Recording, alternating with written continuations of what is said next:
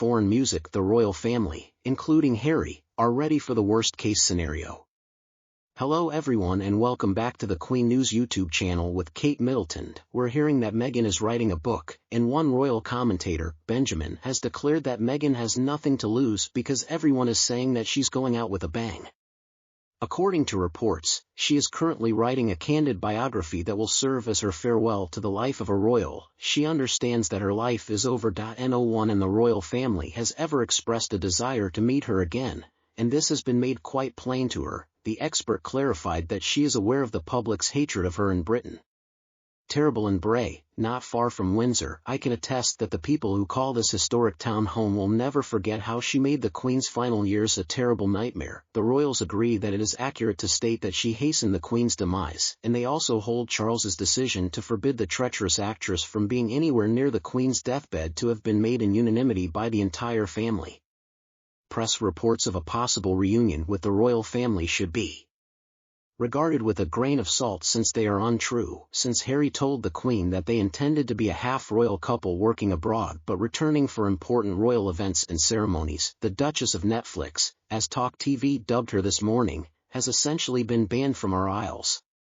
Buckingham Palace garden parties, trooping the colour and the like. To her credit, the Queen didn't let it go. She advised Meghan to leave the UK, with Philip's guidance and assistance. Although it is untrue, some will continue to claim that they choose to leave the life of a king or queen.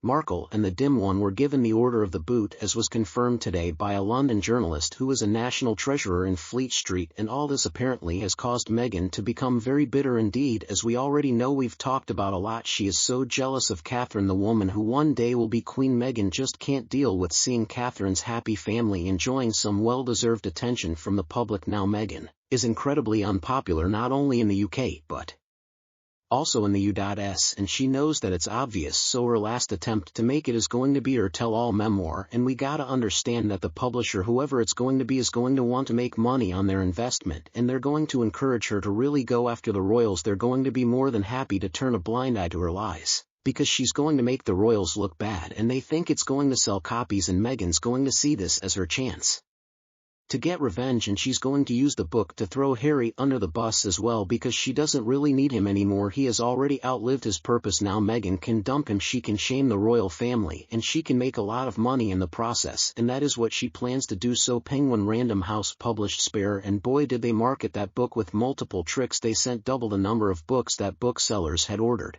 and they gave away a free copy of Spare every time any online book order was made, and then they falsely claimed that the book was a bestseller, that it had broken records for a non-fiction memoir, because they were counting all the books that were sent to booksellers as already sold, and they just ignored all the books that were returned. And now it seems like Meghan's gonna try her hand with a tell-all book, so that was Penguin Random how it's going to want to publish it. And if Spare was such a success, why hasn't there been any effort to get a second book from Harry? Many people said that they didn't want to buy Harry's book, but then they did. People love to think bad of other people because it often makes them feel better about themselves. What people though cannot see is that Harry and Meghan have leveled so many accusations against the royal family in the media, but they haven't produced any evidence to support any of their claims. They know they can say whatever they want about the royal family because they know the royal family can't fight back. And in Meghan's book, I hope she includes the references to singing seals, the car chases in New York during a traffic jam. I'd want to hear more tales about Harry's Todger, as well as more about his exploits in the chicken coop and the strange, hazy pictures of the youngsters who weren't there. Oh my gosh, her lack of close friends or family members who genuinely care about her will be her biggest challenge.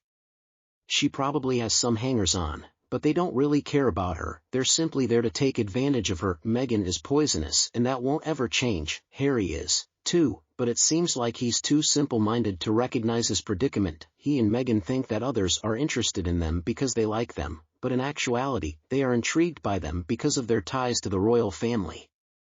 What do you think of Meghan's new ideas for a televised memoir, considering each of them individually have nothing worthwhile to give anyone? I know we can rely on you to voice your ideas in the comments area, so let's chat a little bit about what you had to say in my last video. I'll share a couple from our Meghan killing Invictus video, so pay attention. It appears that some of you believe that Harry should receive some harsh criticism. I tend to agree with you. People need to stop Molly coddling him, adds Bella, because if nothing is done, that's what will happen. Many people have gone through trauma without having the resources he did or the time to deal with it, and then we got some people who agreed, like Susanna, who said, "I couldn't agree more." Susanna is an older Londoner who recalls seeing two somber young boys follow their mother's casket on the day of Diana's funeral. Like most Londoners, I bawled my eyes out at the senseless death of a beautiful princess who was so human that although I'm leaning in your direction, I don't think that Harry will benefit from your excessive sympathy. Bella and I both believe that Molly should stop coddling him and that he should be taught to stand on his own 2 feet. I'm always happy to hear from folks like Margot Hartwell, 6195, who feel the same way I do about the mainstream media. The media's portrayal of their success in the mainstream, according to Margot, is frustrating. Their pictures were on the top page of the Daily Mail today, along with a thumbnail that declared Invictus to be a huge success. I find it really annoying that all we are seeing are photographs of the veterans and the games.